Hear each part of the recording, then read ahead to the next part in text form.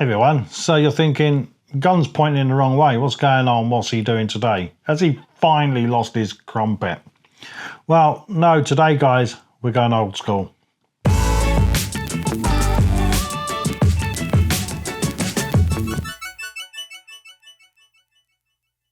Old school, you say? What do you mean by old school? Well, you remember that video I did about boosting your accuracy using a leveling kit and all that kind of stuff, okay? And you may have seen the alter ego on there going, dude, how about the plumb line method? You can always do the plumb line method. That kind of guy who interrupted the video, those of you who've seen it might remember that. I've also had some comments as well saying the plumb line method. Why don't we try that? There's a number of ways of doing the plumb line method. So you can look through the scope and hold it and have a line in front of you and downrange and do it this way. I prefer using the flashlight method, as they call it. Those of us in England, it's a torch, okay? Okay, flashlight, torch, potato, tomato. Tomato. Yeah, tomato, potato. What's going on? Potato, potato, tomato. Same difference, right? I've lost me flow now. I've lost me flow. Yeah, this is what we're going to be doing, all right? It's an old school version of this, the flashlight method. All right, so what do you need to do? Let's get into it. So you want any kind of device you need to hold the gun nice and stable in an upright position like it is now, okay? It doesn't need to be super sort of level this way. It can be up or down just a little bit. That's absolutely fine.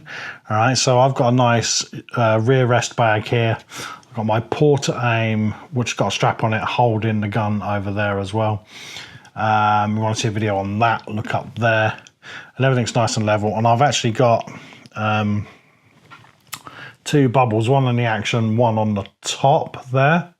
All right, two bubbles, and they're both actually matching. Now, regarding the bubble on the top, the reason, that's the method I used before, but people were saying that the turrets aren't always flat. How do you know that the turrets are flat, especially the pop up and pop down ones?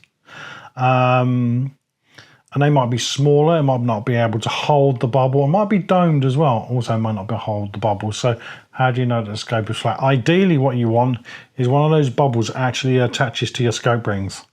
Okay, this is something that I've learnt recently from a friend of mine, and it will give you a truer level of the gun, he said. Okay, there's probably a lot more to it than that, but that's what I've been told. All right, so, and then obviously you need a plumb line. Okay, so I've got a plumb line set up, bit of string, heavy weight holding it down.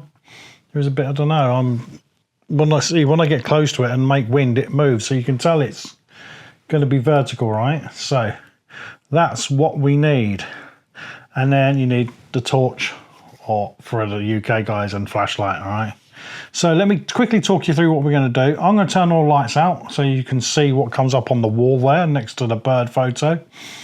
I'm going to go around the other side. Both cameras are going to still be running. I've got a camera here, down here, which I'm going to turn on to give you a closer view of what's going on the wall. And then what I'm going to do is I'm going to turn on the light. I'm going to poke, shine it through the objective end, okay, not the ocular end, and it will project a reticle on the wall. And if the reticle is out of bonk, if it's not quite straight, sorry, bit of slang, it will show up next to the piece of string, the plumb line. All right, sound simple enough? Okay, right, let's turn all the lights off then and go and have a look. Okay, so I'm the other side of the camera now. Yeah, here we go, see me? All right, so I've got two cameras running. I'm going to turn on the light, here we go. And I'm going to put it right up against it. You can already see it happening. There we go. And you can see the reticle.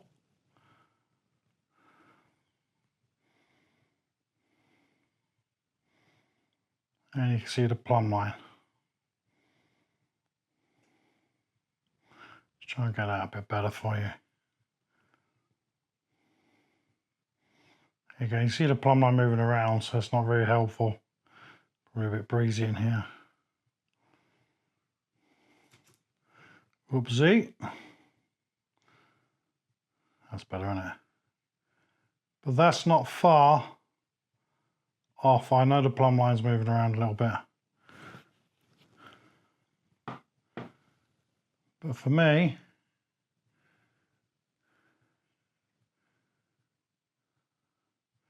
that's not far off at all. When that swings close and I'm stood right level with it, when it swings close, I lose sight of the reticle altogether. So what would you do if it was off? Well, the same thing. Let me turn everything back on for you. You would adjust all the bolts and you would turn the scope so it matches that.